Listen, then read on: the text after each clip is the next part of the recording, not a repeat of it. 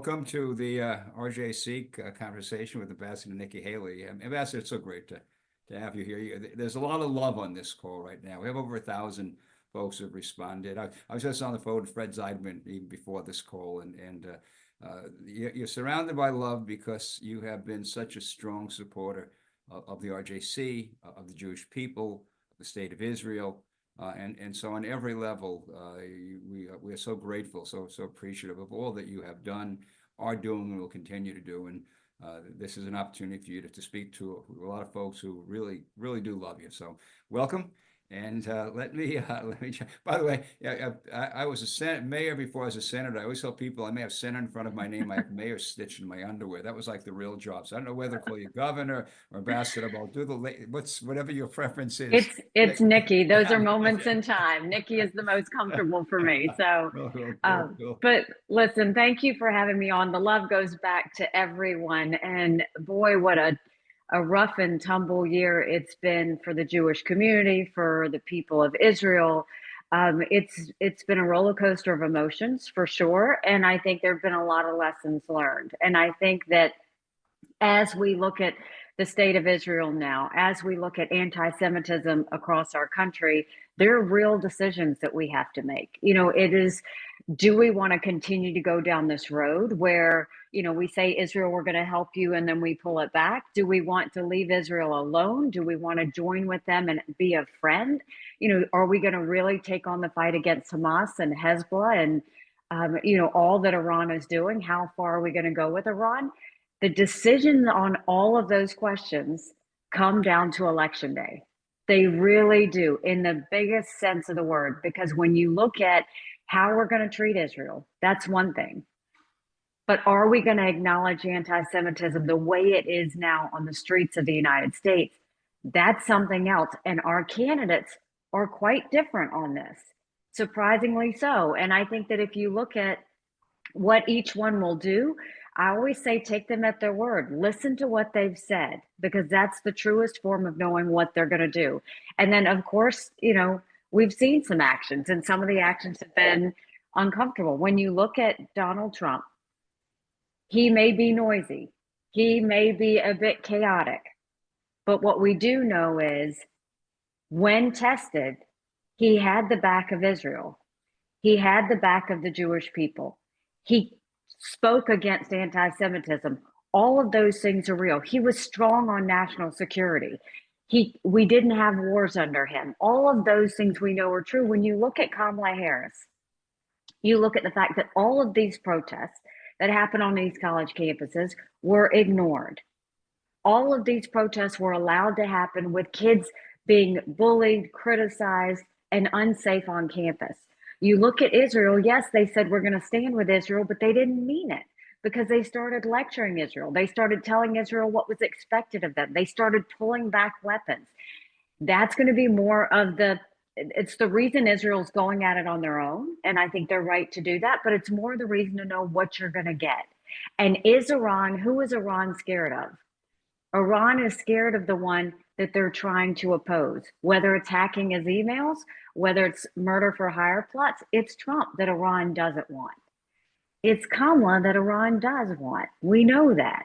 And so I think that there's a real stark difference here. I think that we can talk into the details, and I look forward to doing that with you, Senator. But I think, this election is going to be close.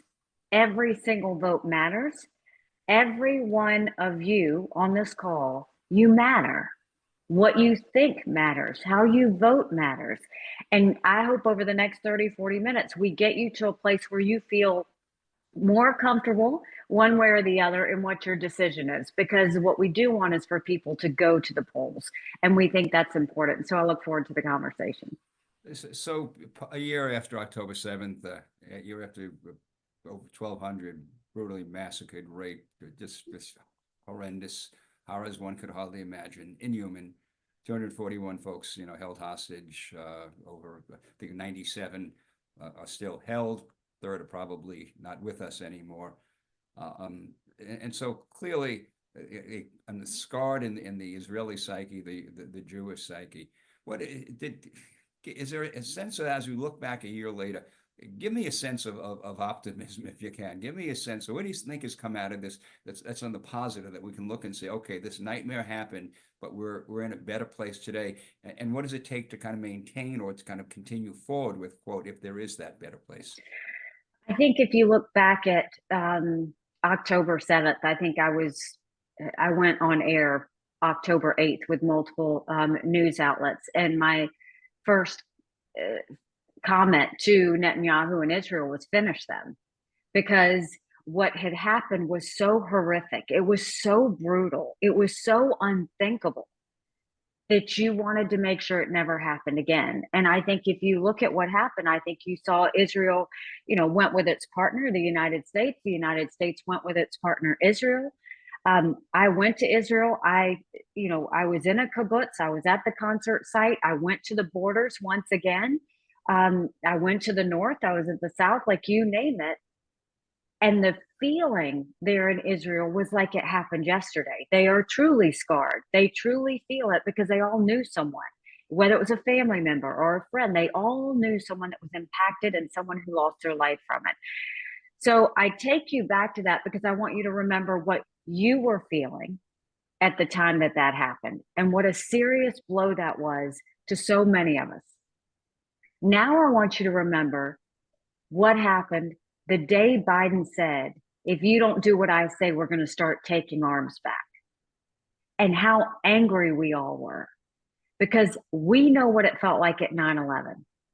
And if any country had done that to us, much less one of our best friends had done that to us and pulled back afterwards, how betrayed would we have felt?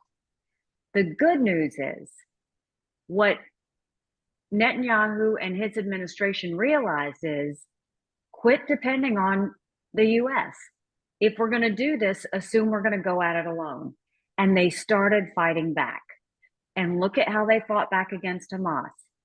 And while Hezbollah was still hitting, look at how they fought back against Hezbollah, to the point that we all know Hamas was considered the scrappy one, Hezbollah was considered the smart one. And look at what Israel did to not just wipe out Nasrallah, but wipe down 3 rows deep of that and start hitting the Houthis, who were sending strikes as well. And I think what we've seen is Israel has shown their strength to the world once again.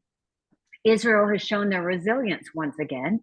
And I think Israel actually showed Harris and Biden once again what they're capable of and that they can't lecture them. And I actually think there's really good news in that, because what it did was it rallied countries, it rallied people to say, you know what, Israel could win this. And I think that's where we have to hang our hat, is not get dependent on the US, especially this administration, but really look at the strength of Israel and hope that they do finish this. I know that there's question now of, do they hit the oil sites? Do they hit the,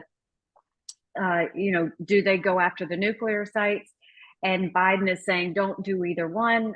What I'll tell you is that's for Israel to decide. I think that they have the intelligence. They can make the best decision.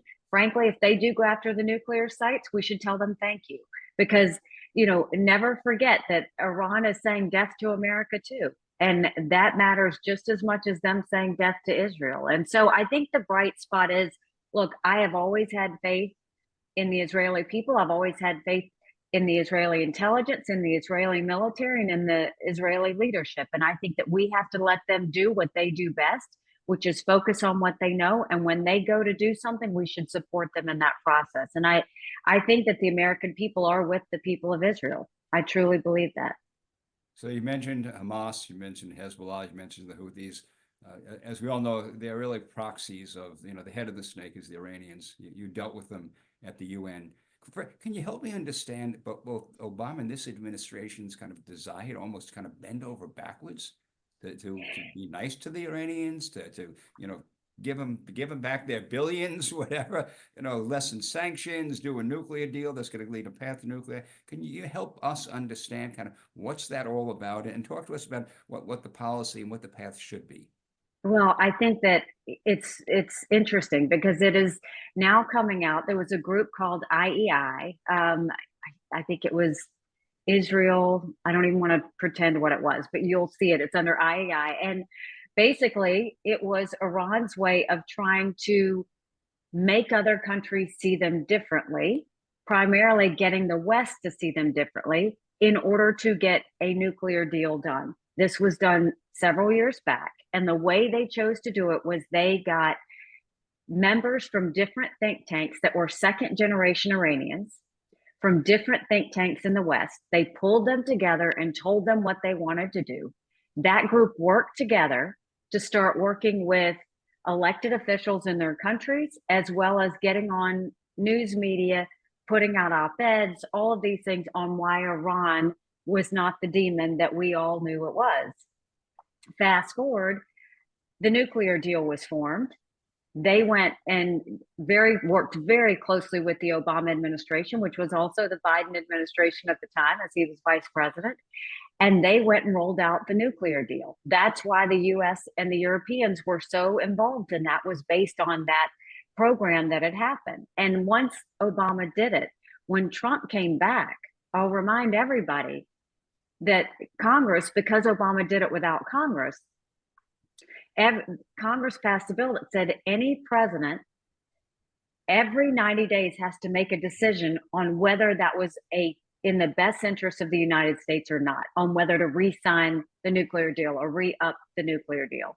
So the first National Security Council meeting that I sat on, where the president came in and he had to decide in the first 90 days whether he was going to renew the deal, almost everybody in that room was saying, you've got to do it. You've got to renew it. You've got to renew it. We don't know what Iran would do if that didn't happen.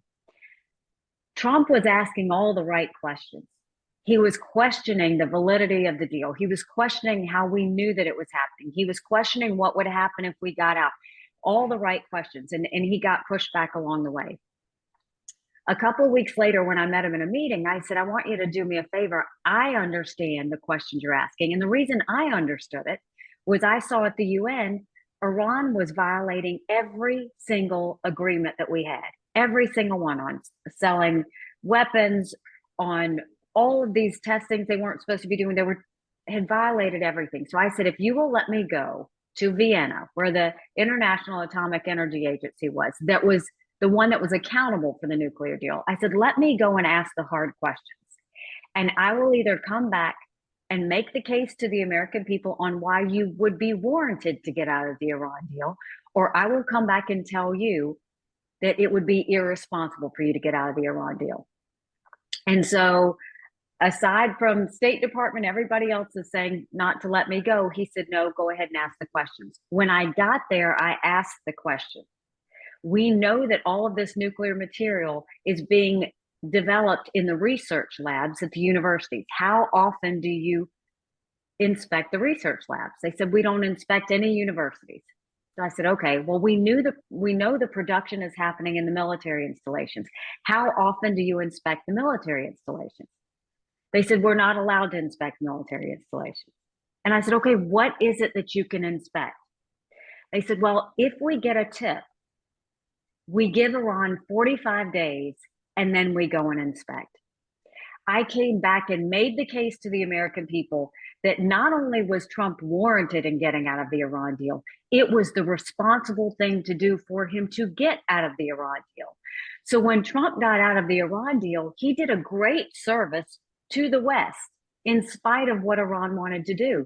You fast forward into the Biden-Harris administration, and the first thing they do is drop sanctions on Iran, allowing money to fuel right back in to the Houthis, to Hezbollah, to Hamas, all of the terrorist actors.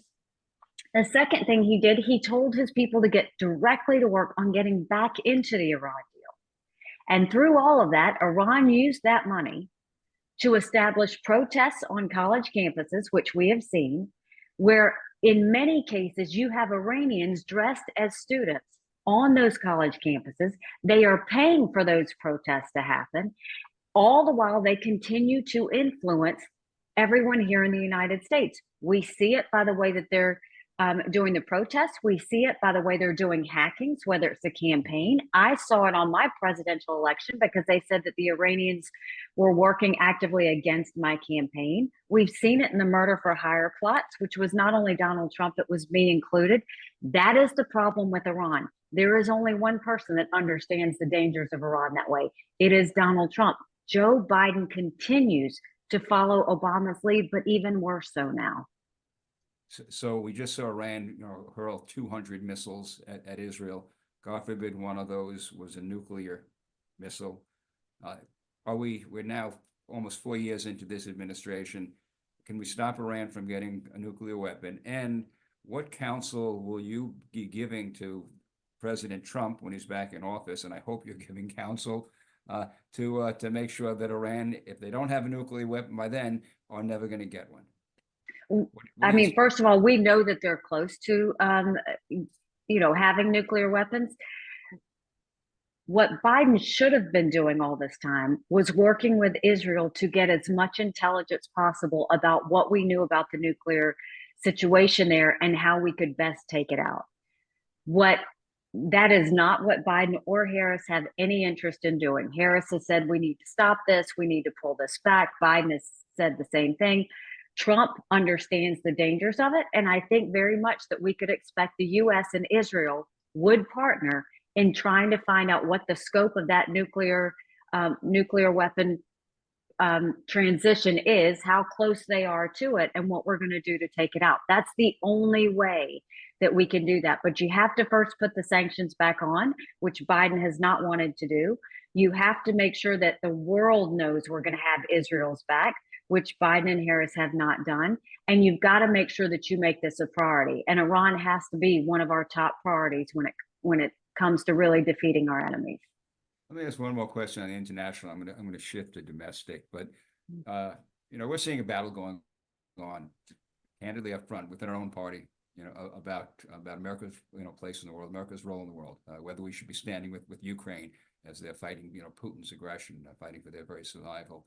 But a real split within our party. We have some loud voices that think we just got to take care of things at home, and we don't need to be involved in what's happening in some other part of the world.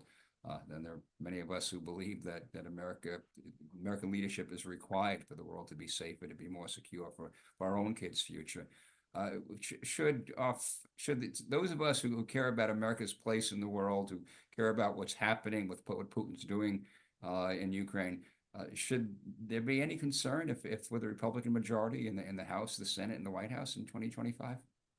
Well, I think it's an ongoing discussion on what the U.S. role should be. I can tell you, I am very adamant that we should always have the backs of our friends.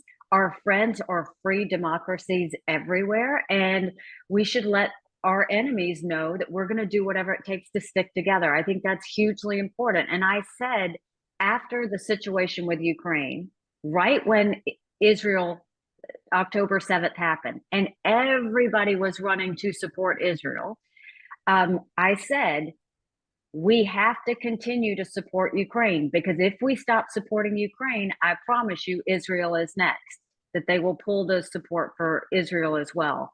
And so what I will say is it's important to have alliances, because there's a reason NATO has kept Russia from invading, because they know what that alliance looks like. We need to keep that strong. They need to pay more of their fair share. That can be pushed, but keeping that alliance is strong. Having the backs of Ukraine, I mean, whatever that takes for Ukraine to feel like they got a deal, it's got to be on their terms, because if it's on Russia's terms, there will be mission creep. They will just go further. They will take a Baltic country. He will continue doing that. And we have to have, the back of Israel. That also includes Taiwan, to make sure that any country that is free and their people are free, we want to make sure that that continues. And so, yes, that isolationism is there. But I think that's not because it's been decided. I think it's because we have to do more of a better job educating on why that's important and how that keeps America safe in the process. Well, the RJC certainly shares your perspective, and we believe in America first. And America first means that America is there to be a voice for stability and for peace in the world. And American strength is absolutely necessary. So we thank you for your courage and leadership, because there is a debate going on right now, and I think the party of Reagan should kind of continue down that path of American greatness. I'm going to shift a little bit to on the domestic side. The Harris team, Harris Biden, Harris Walsh team. They got one bullet they keep firing. It's abortion. They can't talk about public safety. They can't talk about inflation. They can't talk about the economy. They've messed up all of that. But they do talk about abortion. You handle that during the prime in a really thoughtful and sensitive way. I think it was kind of seeing perhaps a reshifting of how we articulate the Republican position on that. But can you help us out? It's clearly an issue for a lot of voters out there, suburban women in particular. We need to do better than we did in the past in those areas in order to be successful in November. So, how should we be handling this kind of challenging issue? One that as I said, I'd only describe your approach as sensitive and thoughtful, and I think persuasive. But give some advice out there for somebody who's kind of thinking about running, or maybe they'll talk to one of the candidates and say, I think you should be thinking about. I think that when it comes to the pro-life abortion situation, the only way to deal with it is to understand it is incredibly personal for everyone. It is even more so for women, because we feel that in a different way. And so what I have always said is, yes, I'm 100% pro-life, but I don't judge anyone for being pro-choice. And so I think first you have to acknowledge that people come to this topic with life experiences. They've been through something. They know someone who's been through something. They've been close to someone who has had to make that decision, or they've imagined it themselves or through their children. That is the first aspect. So when you hear that issue, you should first hear from people what the context is. Is the context of IVF or fertility treatments? Both of my children came from fertility treatments. And so when you hear that, you want to make sure that everyone knows that, yes, we want access to fertility as much as possible. We want every woman to be able to know that those options are going to be there for her should she decide she wants to get pregnant. She's not able to on her own. The second thing you should look at is in the eyes of what's it going to do with the relationship with a woman and her doctor. We always want to make sure that the conversations between a woman and a doctor are sacred, that those can stay there to where a woman can always trust her doctor and a doctor can always trust the woman that he's having the relationship with. And then you want to make sure that when you talk about this, you do it with no judgment. You may not win the argument of pro-life or abortion, but don't judge that person when it's over. When you start listening more on this issue than talking, that's when you start to win, because you're actually acknowledging their life experiences. And so what I have said is, I think it was good for us that this is no longer federal law, that they can't just do a mass ban on when we have abortions, but instead every state got to decide. I think something this personal needs to be as close to the people as possible. And so every state has been able to vote. Some of those states have seen errors in the way that they voted, whether they find that there's been onerous restrictions on women, that they, are having to carry a baby that's already passed and they're in their body and they don't want to have to do that. How do we go and make sure that the doctor woman relationship works better than that? And so I think it's trying to get these states to a place where people can have that conversation in a way that keeps women safe, keeps babies safe, all of that. And I think that we all can agree that we want to do everything possible to have healthy women and healthy babies. And the way to do that is not to sit there and lecture people. The way to do that is not to have this strict cutoff that we're going to have for the rest of the country, but to talk about this in terms of let states decide, let the women and men in these states decide what is best and what works for them. And that's always been the right thing. But you never talk about this with judgment. You always talk about it with compassion and care. So sticking with the gender gap issue, I presume there's more to that than just abortion. Certainly a critical portion of it, but clearly we do well. Republicans do well with men. Democrats are doing better with women. Talk to us a little bit about the gender gap and what else. What else should our messaging be in order to get suburban women, single women, etc. What else should we be highlighting that would let them know that this is a better path for you, for your family, for about? All issues are women's issues. That's the first thing I'll say. I think that women are amazing. I think we are we balance incredibly well. We worry about the finances of our households. We worry about raising our kids in a safe community with good schools and making sure that their life is better than ours. We worry about a safe world. We worry about making sure that, the border is secure so that we don't have any more illegal immigration or terrorist activity that could come across there. So every issue that you hear is a woman's issue. What I do think that women pay attention to is they also look at the tone and how someone says something, what words they use to say it, and all of that, because they want to see a better life for their kids. And they look at that in terms of tone as well. What I will say is, I have said, and you heard me on the campaign trail during the primary, many things about Donald Trump. And I stand by every one of those things that I said. But now we have a choice. And the choice is Donald Trump or it's Kamala Harris. And for me and my family, I'm choosing substance over style. I don't always agree with Trump's style. His style is not my style. But when it comes to national security, I witnessed it in the last administration, and I know that he will keep America safe. And I know our enemies will be at bay. When it comes to immigration and the border, I know from the last administration, he held strong on our border. He stopped the flow of illegal immigrants. I know that he would go back to that. When it comes to the economy, we all felt how good the economy was under Trump, and we've seen how abysmal it is under Harris and Biden. I think he would extend the Trump tax cuts. Harris would go and allow those to expire. 62% of Americans will see their taxes go up if that happens. I think that he'll pull back all of these subsidies, whether it's free loans with our taxpayer money, whether it's, the Inflation Reduction Act with our taxpayer money, whether it's, all these CHIPS Acts and all these other subsidies that they're doing. I think all of that will stop under Donald Trump. I think that will continue, and we'll see higher debt and higher deficits under Harris. I think when you look at energy, you're going to see a dominant energy industry. We saw that with Trump in the last administration. What we've seen with Kamala is, while she's pulled back the fracking, if you listen to her words, she said, we can do what we need to without banning fracking, which means they're going to squeeze it out. So there's all of these issues that you put out there.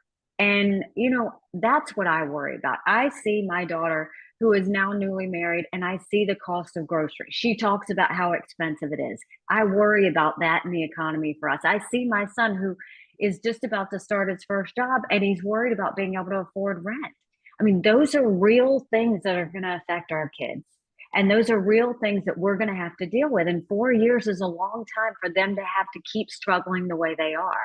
And so for me, it's substance over style. And I think it's policy over, calmness. And I think that those things, they weigh heavy on me. And I would just ask you to look at those things. And if you're looking at 4 years of stable, but might be a little bit noisy, go with Trump. If you're looking for something where you're going to have nice words and soft things, but it's going to be a lot more dangerous and expensive, that's where you're looking at Harris. So you've gone through a litany of issues where there's obviously a clear difference between what they've done, which hasn't worked, on inflation, on the economy, on public safety, and immigration, and what President Trump did when he was in office. But we're, 22 days out from the election. What is it now in these final 22 days, out of all that panoply of things where clear differences, we've got a better path, a better record? What should we be talking about, Nikki, in these last 22 days in order to ensure that we get the right result and we get, by the way, real change, real change, and that's change from what we've had the last 3.5 years to going back to leadership that we've seen at work. So what should we be talking about? What should the campaign be talking about in these final 22 days? The campaign needs to pivot away from a primary election and start talking like this is a general election. The campaign needs everybody. They need conservatives, they need moderates, they need suburban women, they need college educated, they need independents, they need conservative Democrats. This is a story of addition. It's about asking for the vote. It's about making sure that you cater to everybody to let them know where you stand on all of those issues so that they feel confident in you. And that's the one thing that I think they need to do is now start talking to the 10% of Americans that are going to decide this election. And between those suburban women, college educated independents, that is who is going to decide it. So start having that conversation with them, because I think that you still got some undecideds out there. I think this is going to be an incredibly close race. The issues they should be talking about are the economy, on immigration, on, basically holding our enemies to account by getting, putting Iran in its place, making sure we hold Russia and China to account. So a strong national security, those are the things that people are really going to be focused on as they go in. It's what their wallets feel like. It's what the future of their children's lives are going to be like. It's the future of the safety in the world that's going to be focused on. Those things are all going to be at play, and that's what they need to be talking about. So to kind of bring it back home to the RJC, we talked about early on, small number of votes can make a difference. The RJC is playing. We're active in Georgia. We're active in Michigan. We're active in Pennsylvania, places where 10, 15, 20,000 votes from the Jewish community can make a difference. We've seen in the last year, post-October 7th, the flourishing of anti-Semitism on our college campuses. A perception among a lot of my landsmen, that folks that we thought were on our side, the folks who thought Black Lives Matter was on their side because they were marching for equality. Right? I figured out they really don't like us. they are anti-Semitic, just anti-Zionist or anti-Semitic, which is to me one and the same.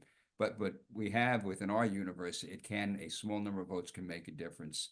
Obviously, the survival of Israel is at stake, and you mentioned it in your comments, administration, that hasn't been there. That's told Israel what weapons they can and can't use, what they should and shouldn't do. And of course, Harris not even showing up for Netanyahu speaking before Congress, and just recently, I think on 60 Minutes, couldn't say that we have a partnership with the Democratic elected Prime Minister of Israel.